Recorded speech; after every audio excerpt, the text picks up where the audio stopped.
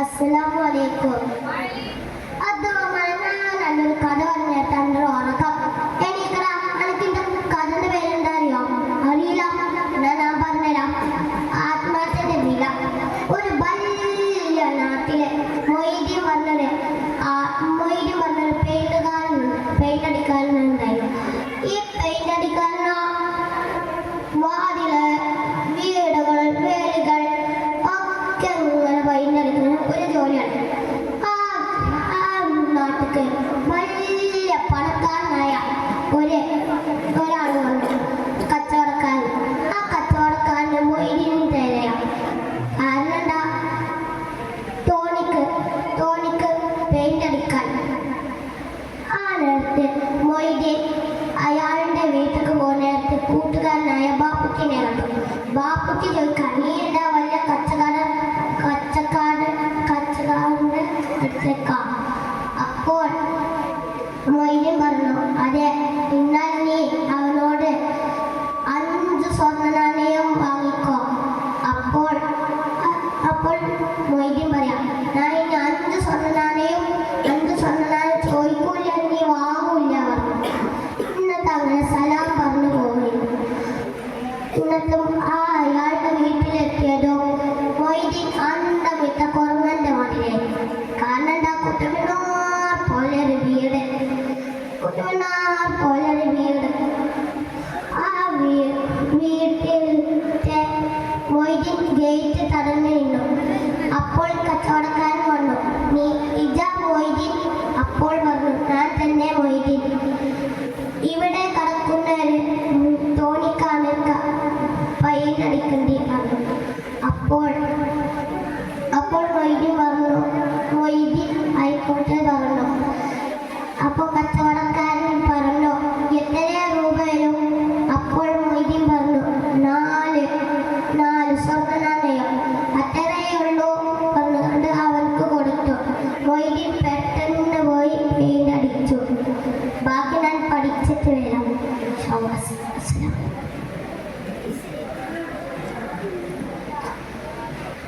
അസ്സലാമു അലൈക്കും.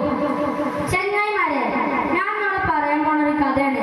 നിങ്ങൾക്ക് എന്റെ കഥയുടെ പേരെന്താ അറിയോ? അറിയില്ല. ഞാൻ പറഞ്ഞുതരാം. വിസ്മയം തീർത്ത കാരുണ്യം. ഞാൻ പറയട്ടോ. ഒരിക്കൽ മക്ക നഗരത്തിലൂടെ മുത്തുനബി ഇങ്ങനെ നടത്തിയിരുന്നു. കുറേ കാടുകൾ നിറഞ്ഞ സ്ഥലത്തെത്തിയപ്പോ ഒരു ഏങ്ങിക്കാറ്റിന്റെ ശബ്ദം. മുത്തുനബി ചുറ്റും നോക്കി. അപ്പോൾ ഒരു കാട്ടിൽ ഒരു മരമേട ഇങ്ങനെ സുഖിച്ച് കിടന്നുറങ്ങാം. അതിൻ്റെ അടുത്തോ ഒരു വലയിലകപ്പെട്ട മാൻപേടയും.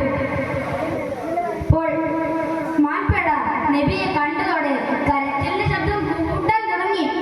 മാൻപേട നബിയോട് പറഞ്ഞു, നബിയെ, ഞാൻ പ്രസവിച്ചാകെ 3 ദിവസമേ ആയിട്ടുള്ളൂ. മക്കൾക്ക് ഭക്ഷണം തേടി വന്നതാണ്. എന്നെ അഴിച്ചു വിട്ടാലോ? അപ്പോൾ നബി മലമേടനോട് പറഞ്ഞു, ഈ മാനിനെ അഴിച്ചുവിടും. ഈ മാൻ മക്കൾക്ക് പാലൂട്ടി ഉടനെ തിരിച്ചു വരും. അപ്പോൾ മലമേടൻ നബിയോട് ചിരിച്ചുകൊണ്ട് പറഞ്ഞു, എന്ത് വിഡ്ഢിത്തരമാണ് നിങ്ങൾ പറയുന്നത്? ഈ മാൻ തിരിച്ചു വരുമെന്നോ? അല്പസമയം ആലോചിച്ച് മലമേടൻ നബിയോട് പറഞ്ഞു, ശരി, ഞാൻ അഴിച്ചുവിടാം. അതിനു പകരം നിങ്ങൾ ജാമ്യം നിൽക്കുമോ? അപ്പോൾ നബി പറഞ്ഞു, ശരി, ഞാൻ ജാമ്യം നിൽക്കാം. അപ്പോൾ മലമേടൻ നബിയോട് പറഞ്ഞു, ഈ മാൻ ഉടനെ തിരിച്ചെത്തിയില്ലെങ്കിൽ നിങ്ങളെ ഞാൻ അറുത്തു കളയും. നബി പറഞ്ഞു, നിങ്ങൾക്ക് എന്നെ എന്ത് വേണമെങ്കിലും ചെയ്യാം. അപ്പോൾ മലമേടൻ മാൻപേടയെ ഉടനെ അഴിച്ചുവിട്ടു. മാൻപേട സന്തോഷത്തോടെ ഓടിപ്പോയി. പറഞ്ഞ സമയം കഴിയാൻ നിമിഷങ്ങൾ മാത്രം ബാക്കി. അപ്പോൾ അതാ മാൻപേട മണ്ണും തിളപ്പിച്ച് ഓടി വരുന്നു. ഇത് കണ്ട് മലമേട അമ്പരന്നു. മലമേടൻ നബിയോട് ചോദിച്ചു, നിങ്ങൾ ആരാണ്?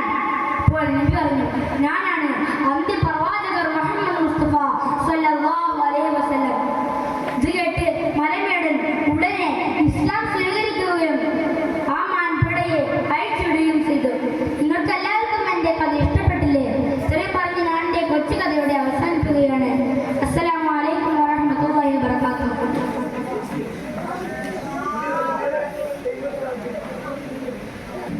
അസ്സലാമു അലൈക്കും. അലൈക്കും വറഹ്മത്തുള്ളാഹി തആല വബറകാതുഹു. എടാ അബൂബക്കറെ, ഇവിടെ നല്ല കഥ പറയുമ്പോഴാ ഓടി ഒരു കളി. അല്ല, അതിന്റെ കഥയുടെ പേരെന്താ അറിയോ? അറിയൂല. എന്നാ ഞാൻ തന്നെ പറയാം. ആത്മാർത്ഥതയോടില്ല. ഒരിക്കലേ വലിയൊരു നാട്ടിലെ മൊയ്തു എന്ന് പറഞ്ഞൊരു പെയിന്റടിക്കാരനാണ്. വാതില്, ജനല്, കമ്പികള്, തോണികള് ഇതൊക്കെ പെയിന്റ് അടിക്കലാണ് ഓണ്ട് ജോലി. ഒരിക്കലേ ഓന്റെ നാട്ടിക്ക് വലിയൊരു വ്യാപാരിയുണ്ട്. വ്യാപാരിയുടെ പ്ലാൻ എന്താ അറിയോ? നാട് മൊത്തം കറങ്ങണം. അങ്ങനെ വ്യാപാരി ആദ്യം തന്നെ മൊയ്തുവിനെ തിരക്കി. ഇതിനാ പെയിന്റ് അടിപ്പിക്കാനേ. അങ്ങനെ മൊയ്തു വ്യാപാരിയുടെ വീട്ടിൽ നടന്നു പോകുമ്പോഴാണ് മൊയ്തുവിന്റെ കൂട്ടുകാരൻ ആപ്പുട്ടിനെ കണ്ടത്. ആപ്പുട്ടി മൊയ്തുവിനോട് ചോദിച്ചു, അല്ല മൊയ്തു, ഇതാ മൊയ്ലാലിയുടെ വീട്ടിക്ക? അതെ. എന്നാലേ മൊയ്ലാലിനോട് 5 സ്വർണ്ണനാണയം ചോദിച്ചു. 5 സ്വർണ്ണനാണയോ? അത് ഞാൻ ആരോട് ചോദിച്ചിട്ടുണ്ട്, ഞാൻ ചോദിക്കാനും പോണില്ല. അങ്ങനെ ആപ്പുട്ടിനോട് സലാമൊക്കെ പറഞ്ഞ് അതിങ്ങനെ മൊയ്ലാലിന്റെ പെരക്കെത്തി. പെരയുടെ മുന്നിലെത്തിയപ്പോണ്ടേ ഒരു അന്തപ്പെട്ട കുന്തം പോലെ ഒരു കുത്തുമ്പിനാറ് പോലത്തെ ഒരു പൊരെ. ഗേറ്റ് അങ്ങോട്ട് കടന്നപ്പോ തന്നെ മൊയ്ലാൽ പുറത്തു കയറുന്നു. ജോടോ മൊയ്തു? അതെ. എന്നാലേ എന്റെ തോണിക്കൊന്ന് പെയിന്റ് അടിക്കണം. പെയിന്റ് അടിക്കാൻ എത്ര വേണ്ടി വരും? 4 സ്വർണ്ണനാണയം മതി. അത്രേ ഉള്ളൂ? എന്നാ ഇപ്പൊ പിടിച്ചോ. കിട്ടിയ പാടെ മൊയ്തു പോയക്കരയൊക്കെ ഒരൊറ്റ ഓട്ട. അവിടെ ഇങ്ങനെ നോക്കി. അപ്പോഴത്തെ അവിടെ ഒരു തോണി. ആ തോണിയുടെ അടുത്ത് നോക്കുമ്പോണ്ട് അതിലൊരെല്ലാത്തിനോട്ടോ മൊയ്തു ഞെട്ടിപ്പോയി. മൊയ്തു ഉടനെ തന്നെ ഓട്ടയൊക്കെ അടിച്ച് പിന്നെ പെയിന്റൊക്കെ അടിച്ച് കഴിഞ്ഞിട്ട് എന്ത് ചെയ്തു? മൊയ്ലാലിനോട് പോയി പറഞ്ഞു, മൊയ്ലാലി പണിയൊക്കെ പൂർത്തേ, പണിയൊക്കെ നോക്കി കളി. മൊയ്ലാലി അങ്ങനെ നോക്കി. മൊയ്തു, ഇതെന്താ സാധനോ? അപ്പ കൊടുത്തു 5 വെള്ളി നാണയം. അങ്ങനെ മൊയ്തു പോയി. വ്യാപാരിയുടെ കെട്ടിയോക്കും കുട്ടിയോക്കും ഒരു 10 രൂപയുടെ പൂതി ഉണ്ടാകും. എന്താ അറിയോ? തോണിയാത്ര പോകണേ. അങ്ങനെ വ്യാപാരി തന്നെ കെട്ടിയോളും കുട്ടികളൊക്കെ തോണിയാത്ര കൂട്ടിട്ട് തിരിച്ചിങ്ങനെ തോട്ടത്തേക്ക് വരും. അപ്പൊ തോട്ടക്കാരൻ ചോദിച്ചു, അല്ല മൊയ്ലാലി, ഇന്നെന്താ നേരത്തെ? ഞാൻ എന്റെ കെട്ടിയോളും കുട്ടികളൊക്കെ തോണിയാത്രക്ക് വിട്ടിട്ട് വരിക. തോണിയാത്രക്കോ? വിടരുതേ നീ. എന്തേ? അതിനൊരാക്കിന്റെ ഓട്ടം ഉണ്ടായിരുന്നു. കേട്ട പോലെ മൊയ്ലാലി വാണം വിട്ട പോക്കാം പകരേക്ക്. അവിടെ ഇങ്ങനെ ആരെയും കാണുന്നില്ല. കുൽസോ, കുട്ടികളെ, മക്കളെ, വ്യാപാരി ഒരുപാട് നേരം കണ്ടു. കുറച്ച് വരുമ്പോണ്ട് ഒരു തോണി ഇങ്ങനെ ഇവർ സുരക്ഷിതരായിരുന്നു. പിന്നെ ഞാനതിന്റെ ഇവരോർത്ത് ഒരുപാട് നേരം കണ്ടു. പിന്നെ വ്യാപാരിനെ ചിന്തിക്കാൻ തുടങ്ങി, ആരെക്കാലം ഈ തോണിയിൽ ഓട്ടോ അടിച്ചിട്ടുണ്ടാവാം. അവര് ഒരുപാട് നേരം ചിന്തിച്ചു. നമ്മുടെ മൊയ്തു തന്നെ. വ്യാപാരി ഉടനെ തന്നെ മൊയ്തുവിനെ വിളിച്ച് 100 സ്വർണ്ണനാണയം കൊടുത്തു. അപ്പൊ മൊയ്തു ചോദിച്ചു, അല്ല, ഒരു ചെറിയ ഓട്ടോ അടിച്ചതിനാണ് 100 സ്വർണ്ണനാണയം? അല്ല, ഇച്ച എന്റെ കുടുംബത്തെ രക്ഷിച്ചതിനാണ്. പറഞ്ഞ് ഞാനും കൊടുത്തു, കേട്ട് നിങ്ങളും കൊടുത്തു. എന്നാ ഞാൻ പോട്ടെ. അസ്സലാമു അലൈക്കും.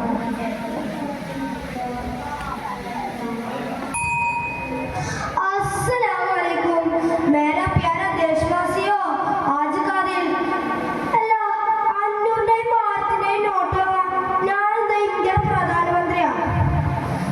അതൊന്നുമല്ല, ഞാനൊരു കൊച്ചുകുട്ടിയാണ്. ഞാൻ ഇവിടെ വന്നത് Messi Messi Messi Messi Messi മതിയാക്ക് ഇതൊന്നും പറയാനില്ല. ഞാൻ ഇവിടെ വന്നത്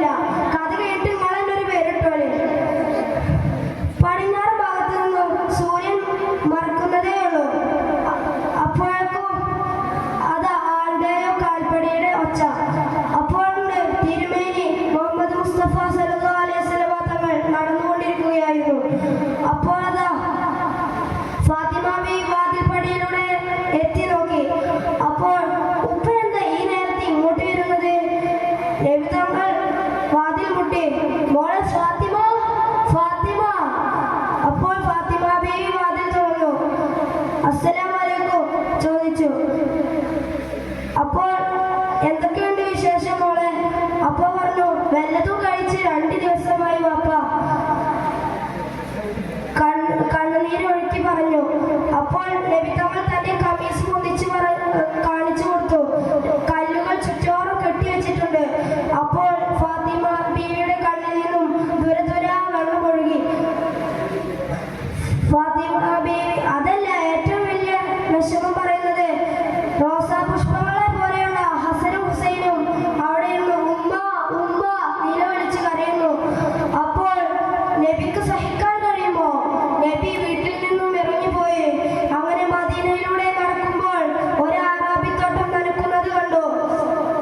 ആറാബിയോട് ചോദിച്ചു, ഞാൻ നിങ്ങളെ വെള്ളം നനക്കാൻ സഹായിച്ചാൽ നിങ്ങൾ എനിക്ക് പകരമായി എന്തെങ്കിലും തരണം. കുറച്ചു നേരത്തിന് ആറാബി ചിന്തിച്ചു. അങ്ങനെ പറഞ്ഞു, ഓക്കെ ശരി.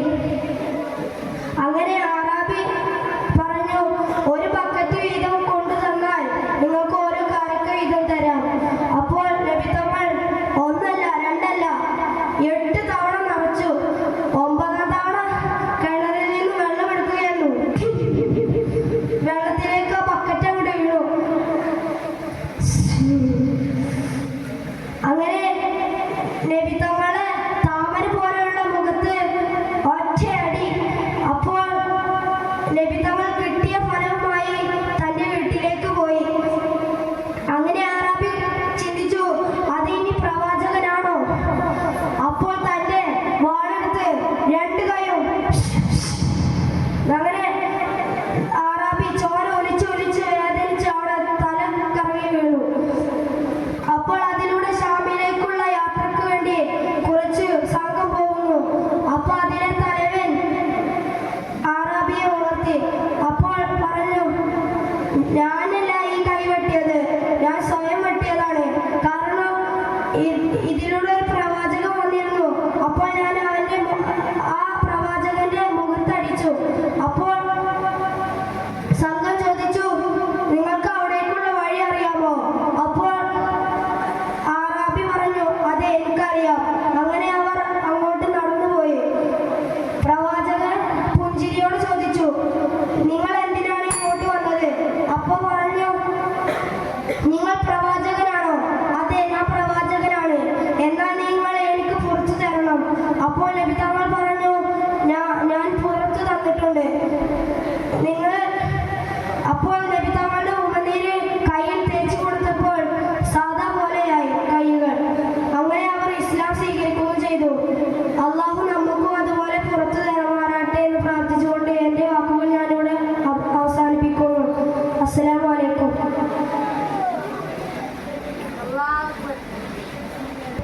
അസ്സലാമലൈക്കും.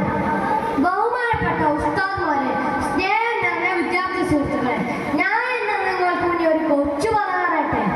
അല്ല ഷാമേ, പ്രധാന കേൾക്കുമ്പോൾ ഇജാണ്ടാ നീച്ചോണ്ടത് അവിടെ ഇരിക്കിച്ച്. ഇച്ച് കേട്ടിയ കഥല്ല, മറ്റേതാ ലവ്. അത് പറഞ്ഞപ്പോ എന്താ എൻ്റെ ഒരു ഉസാറ്. ഏതായാലും ഇച്ച് മാമാക്കാരോട് 2 ചൂട് കട്ടം കുടിച്ച് നമ്മളെ കഥ കേൾക്കണത് അങ്ങ് മദീനയിലോ ആഫ്രിക്കയിലോ അല്ല. നമ്മളെ കാക്കേഞ്ചേരി 2 വളവ് തിന്നിട്ട് വലത്തകാണ്ട വള്ളിയിട്ട് അടുത്ത സൈഡത്തെ വലിയൊരു പെരല്ലേ, ആദ്യം നാസറാക്കാന്റെ പെര. ഓൽക്കാണെങ്കിലോ ശുചായിട്ടുള്ള ഒരു മോനും പഞ്ചാര കട്ടിയായിട്ടുള്ള ഒരു മോളും ഉണ്ടാവും. ഓളെ പേരാണ് ലൈല. ആമനാത്താണെങ്കിലോ കൊഞ്ചിച്ചു കൊഞ്ചിച്ച് ആകെ വസളാക്കിക്കണം. ഓളാണെങ്കിൽ മദ്രസയുടെ പടി പോലും കണ്ടിട്ടില്ല. അല്ല റഹ്മാനെ, ഇക്കെന്താ അറിയാത്ത ഈ പൈസക്കാര മക്കളെന്താ മദ്രസയിൽ പോവാത്ത? ചിലപ്പോ ഫീസ് കൊടുക്കാൻ ലേറ്റാക്കാരോ. ഏതായാലും ഓളൊരു 8:30 മണിക്ക് കുളിച്ചു മാറ്റി ഒരു ബാംഗ്ലൂർക്ക് പഠിക്കാൻ പോകുക. അങ്ങനെ എന്താ പോളർക്ക് ഗമ, തലി മറക്കൂല, കയ്യാണെങ്കിൽ അങ്ങ് കയറ്റി വെക്കുകയും ചെയ്യും. അങ്ങനെ ഓള് അങ്ങനെ ബാംഗ്ലൂരിൽ പഠിക്കുന്ന ഒരു ദിവസം നാസറാക്കാരോട് വന്ന് പറയാണ്, ഇപ്പച്ചിയെ എൻ്റെ ക്ലാസ്സിലെ എല്ലാ കുട്ടികൾക്കും ഫോണുണ്ട്, ഇക്ക് മാത്രമുള്ള ഫോണില്ലാത്ത, ഇക്കൊരു ഫോൺ വാങ്ങി തരും. നാസറാക്ക പിന്നെ മോളാഗ്രഹല്ലേ വിചാരിച്ചിട്ട് iPhone 17 Pro Max വാങ്ങി കൊടുക്കാം. പിന്നല്ലേ കളി മാറുന്നത്. ആമിയാത്താടെ കള്ളി പുറത്താണ്. ഓൾക്കേ ഓളെ ക്ലാസ്സിലെ ചെക്കനോട് പ്രേമുണ്ട്.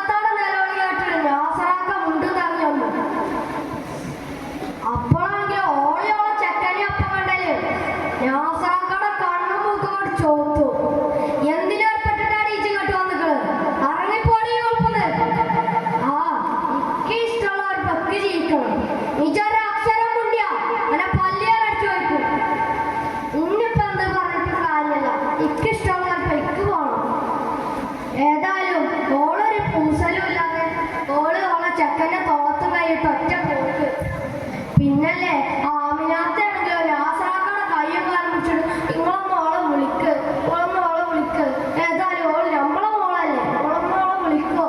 ഇനിയിപ്പോ എന്ത് പറഞ്ഞിട്ട് കാര്യമില്ല. ഒന്നല്ലെങ്കിൽ അള്ളാനെ പേടിയാവും, അല്ലെങ്കിൽ അള്ളാനെ ഇഷ്ടമാണ്. അല്ലാത്തവരൊക്കെ ഇങ്ങനെ തന്നെ. ഇപ്പത്തെ കുട്ടികളെല്ലാതും പോക്കാം. ഏതായാലും ഇത്രയും പറഞ്ഞുകൊണ്ട് ഞാൻ എൻ്റെ കൊച്ചു പ്രസംഗം നിർത്തുന്നു.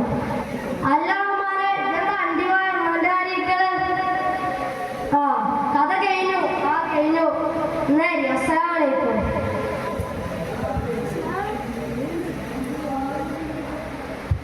Next on the stage. അസ്സലാമലൈക്കും. ദാ പിരാനെ ഇങ്ങോട്ട് വരാം. അന്നോട് തന്നെ ഇങ്ങോട്ട് വരാം. അല്ലേ വേണ്ട ഇച്ചോടെ ഇരുന്നു. അനക്കെന്താ ഞാൻ സലാം പറഞ്ഞ അപ്പൊ തിരക്ക്? ഞാൻ എന്നത്തിമാരി ഒരു ബെഡായി കഥയിട്ടാ നിൽക്കുന്നു. ഒരു 1.5 കഥയിട്ടാ നിൽക്കുന്നു. അനക്കെന്താ ഒരു പുച്ഛം? അനക്ക പൊന്നമ്മനാജിനറിയോ? അന്റെ പള്ളി പ്രസിഡന്റ് പൊന്നമ്മനാജല്ല, ഇത് ഇന്ത്യയുടെ സ്വാതന്ത്ര്യ സമര സേനാനി വാര്യാകുന്നത്ത് പൊന്നമ്മനാജി. അനക്കറിയോ? എന്റെ അറിയില്ലേ? അറിയോന്നാ ചോദിച്ചു. അറിയില്ലേ? ഞാനൊക്കെ പറഞ്ഞുതരാം. ലോകത്തിന്റെ 1/3 പിടിച്ചടക്കിയ ബ്രിട്ടീഷുകാരെ ഉറക്കം കെടുത്തിയ ആളാണ് മൂപ്പര്. ആചാര്യം വല്യപ്പാരും മൈസൂരിലെ സൈനികളായിരുന്നു. ഇലാഫ്തങ്ങളും ആചാര്യം കൂട്ടരും കൂടിയിട്ട് ബ്രിട്ടീഷുകാരെ നശിപ്പിക്കാൻ വേണ്ടി പോയി. പക്ഷെ പട്ടണല്ല. പക്ഷെ ആചാര്യ പറഞ്ഞപ്പോ ബ്രിട്ടീഷുകാരെ ധൈര്യം ഉണ്ടെങ്കിൽ നെഞ്ചത്തേക്ക് വെടിവെക്കടാ. ഇക്ക് കാണണം നെഞ്ചത്തേക്ക് ഉണ്ട തറച്ചാട്ട് കയറുന്നത്. അപ്പൊ ഈ ലാഫ്തങ്ങൾ പറയാണ് ഇക്കും കാണാൻ എന്റെ നെഞ്ചത്തേക്ക് ഉണ്ട തറച്ചു കയറുന്നത്. എന്താ ബിരാനെ അണ്ടി പോയ അണ്ണാന്റെ മാറി ഇരിക്കണേ? ഇതൊക്കെ എനിക്ക് മനസ്സിലായോ? എന്നാ ശരി, അസ്സലാമലൈക്കും.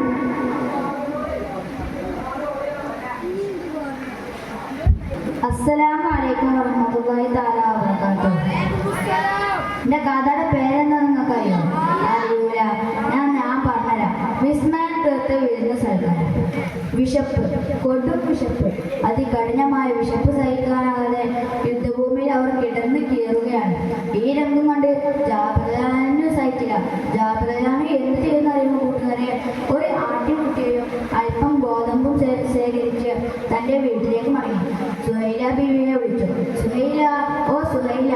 തൻ്റെ വെപ്രാളത്തോടെയുള്ള വിളി കേട്ട് സുഹൈല ബീവി ഭർത്താവിൻ്റെ മുമ്പിൽ വന്നു നിന്നു. ഭർത്താവ് ജാബിറാനു സുഹൈല ബീവിയോട് പറഞ്ഞു, മുത്തനബിക്ക് വിശക്കുന്നു, നീ വേഗം പോയി ഭക്ഷണം തയ്യാറാക്ക്. ജാബിറാനു കത്തിക്കും മൂർച്ചം കൂട്ടി ആടിനെ അറുത്തു. ഇതൊക്കെ 2ഉം 4ഉം വയസ്സുള്ള ജാബിറാനിന്റെ മക്കൾ കണ്ടിരുന്നു. ജാബിറാനിന്റെ മൂത്ത മകൻ അനിയനോട് ചോദിച്ചു, പാപ്പ ആടിനെ അറുത്തതുപോലെ ഞാൻ നിന്നെ അറുക്കട്ടെ? അങ്ങനെ ജാബിറാനു ആടിനെ അറുത്തതുപോലെ അനിയനെ മലർത്തിക്കിടത്തി അറുക്കുകയാണ്. തൻ്റെ പിഞ്ചുകഴുത്തിൽ നിന്നും നക്ഷത്രപ്പൂക്കൾ പോലെ രക്തം ചാലിട്ടൊഴുകുന്നു. പേശികൾ മുറുകി. അടയാറായ കണ്ണുകൾ ജ്യേഷ്ഠനെ ദയനീയമായി നോക്കി. അസ്സലാമു അലൈക്കും.